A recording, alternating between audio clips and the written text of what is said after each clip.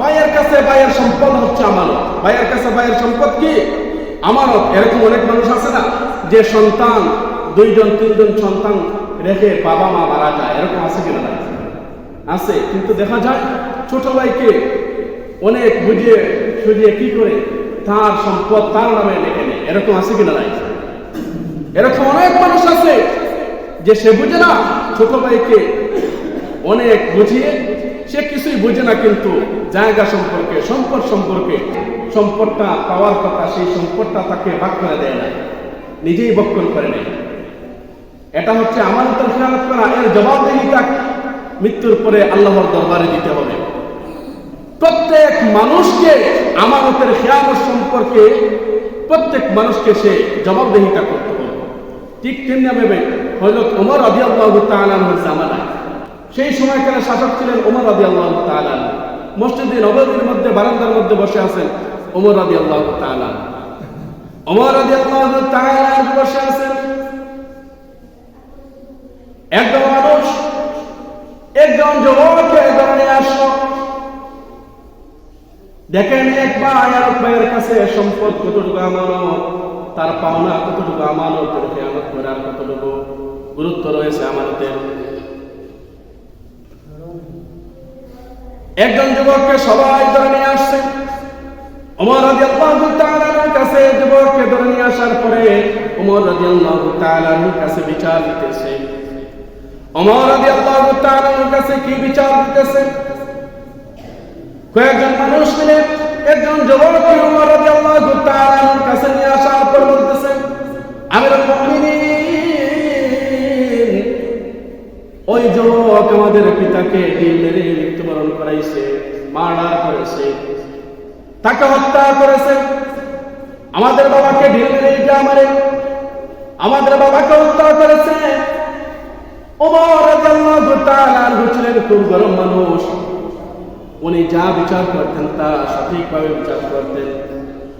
এদিক সেদিক নড়চড় হইত না, আমাদের সমাজের মতো বিচার হইত না। কোরআনে যা বলে তা করতেন, আল্লাহর হুকুম মেনে বিচার করতেন। সেই সময়কার বিচার ছিল যে হত্যা করা হবে, কতলের বদলে কতল করা হবে। ওমর রাদিয়াল্লাহু তাআলা যুবককে বললেন, যুবক, তুমি কি তাদের বাবাকে তুমি হত্যা করেছো? যুবক ছিল সত্যবাদী, পরহেজগার। যুবক বলল, আমিরুল মুমিনিন, না, আমি তাদের বাবাকে হত্যা করেছি, কিন্তু সেটা ছিল দুর্বশত। যুবক বলতেছে, আমার একটি উটের বাচ্চা ছিল, খুব সুন্দর ফুটফুটে একটি উটের বাচ্চা ছিল। তাদের খেজুরের বাগানে গিয়েছে। খেজুরের বাগানে যাওয়ার পরে তাদের বাবা ঢিল মেরে আমার এই উটের বাচ্চাকে মৃত্যুবরণ করাইছে, হত্যা করেছে। আমার খুব শখের হচ্ছিল, সেটাকে খুব আদর করতাম, আমার খুব মায়া লাগলো। আমার যখন রাগ উঠে গেল, রাগান্বিত হয়ে গেলাম, রাগের মাথায় আমি একটা ঢিল মারলাম তার উপরে। ওই বৃদ্ধর উপরে একটা ঢিল মারলাম।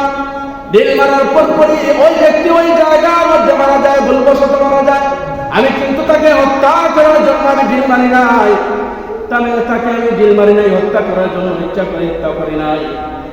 আমি রাগের মাথায় একটা ঢিল মেরেছি, সেই জায়গার মধ্যে তার মৃত্যুবরণ হয়ে গেছে। এটা ভুলবশত হয়ে গেছে। আমিরুল মুমিনিন হযরত ওমর রাদিয়াল্লাহু তাআলা বলেন, ভুলবশত আর ভুলবশত ছাড়া হোক, তুমি তো তাকে হত্যা করেছো।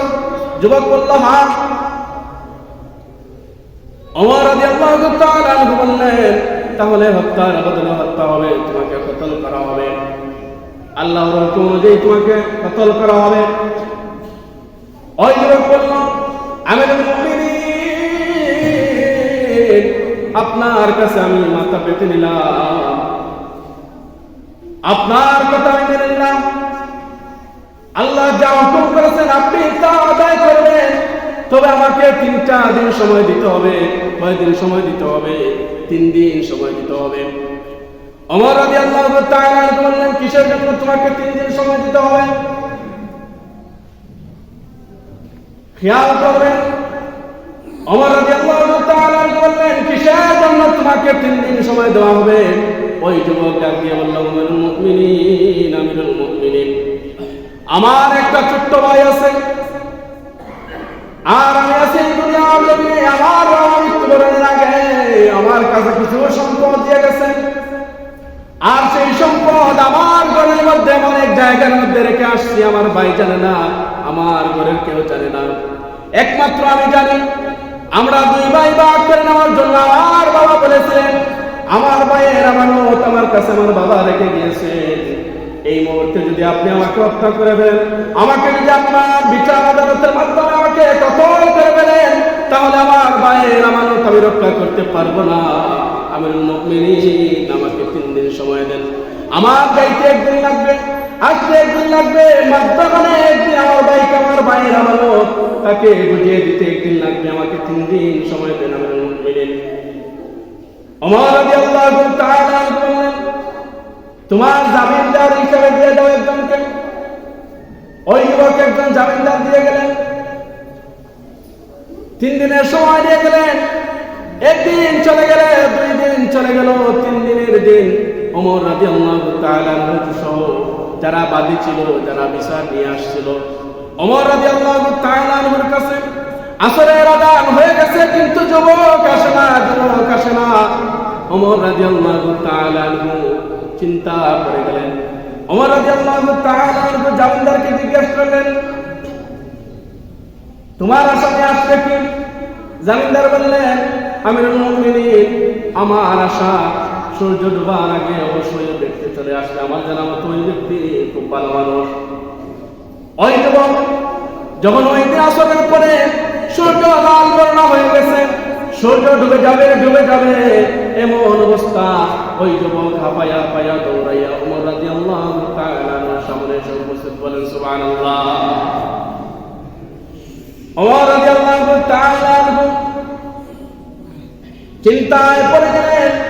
আর যারা বিচার নিয়ে আসছিল তারা ওই জায়গার মধ্যে উপস্থিত, তারাও চিন্তার মধ্যে পড়ে গেল যে ওই যুবক কি অবস্থা। 3 দিনের জন্য সময় নিয়ে গেল ওই যুবক, কিন্তু আমরা মনে করেছিলাম ওই যুবক আর ফিরে আসবে না, ওই যুবক আর ফিরে আসবে না। কিন্তু ওই যুবক নিজের প্রাণের আশা করে নাই, সে তার ভাইয়ের আমানত রক্ষা করার জন্য চলে গেল তার বাড়িতে। তার ভাইয়ের আমানত রক্ষা করে আবার তার বিচার কার্য, সে জানে সে তার মৃত্যুবরণ হবে, তাকে কতল করা হবে। তারপরও আমানত রক্ষা করার পরে যে ওয়াদা করে গিয়েছিল ওমর রাদিয়াল্লাহু তাআলার কাছে আমি ফিরে আসবো, সে ওয়াদা রক্ষা করে ফেলছে। এইদিকে তাদের চিন্তা বেড়ে গেল। ওই যুবক আসলে সাধারণ কোনো মানুষ না, সাধারণ কোনো মানুষ না, ইচ্ছা করে আমাদের বাবাকে মারে নাই। যারা বিচার নিয়ে আসছিল তারা ভাবতেছে, তারা বলতেছে ওমর রাদিয়াল্লাহু তাআলার কাছে, আমিরুল মুমিনিন, এই যুবক আর যাই করুক, আমাদের বাবাকে নিজে ইচ্ছা করে হত্যা করে নাই।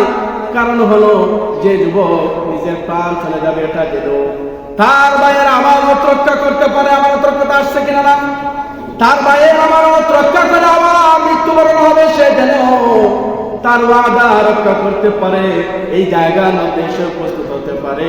সেই যুবক কোনোদিনও সে জেনে শুনে আমাদের বাবাকে হত্যা করতে পারে না।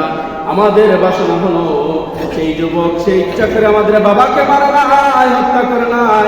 আমিরুল মুমিনিন, আমাদের বাবার হত্যাকারীকে আমরা ক্ষমা করে দিলাম, আপনিও ক্ষমা করে দেন। ওমর রাদিয়াল্লাহু তাআলা এসে বললেন, যারা বিচার দিয়েছিল, যারা আসামি বানিয়েছিল, তারা যেহেতু তোমাকে ক্ষমা করে দিয়েছে, আমি ওমরও তোমাকে ক্ষমা করে দিলাম, বলেন সুবহানাল্লাহ।